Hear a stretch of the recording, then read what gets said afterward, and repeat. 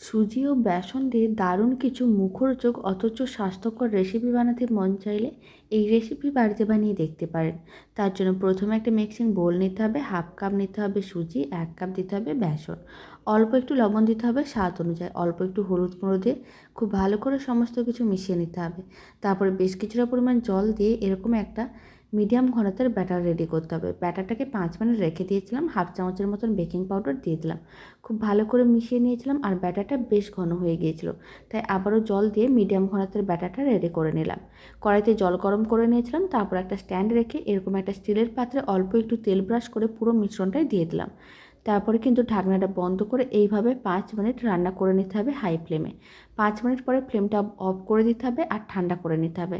ঠান্ডা করে নেওয়ার পরে প্রথমে লম্বা শেপে তারপরে চৌকো পিসে কেটে নিতে হবে, তাহলেই রেডি হয়ে যাবে। এবার এইগুলোকে একটু ভেজে নেবো। তার জন্য কিছুটা পরিমাণ সর্ষের তেল, গোটা জিরে আর দিয়ে দিলাম গোটা সর্ষে, অল্প একটু হলুদ গুঁড়ো, লঙ্কার গুঁড়ো, জিরে গুঁড়ো, ধনে গুঁড়ো, কুচনো কাঁচা লঙ্কা আর দিয়ে দিলাম কারি পাতা।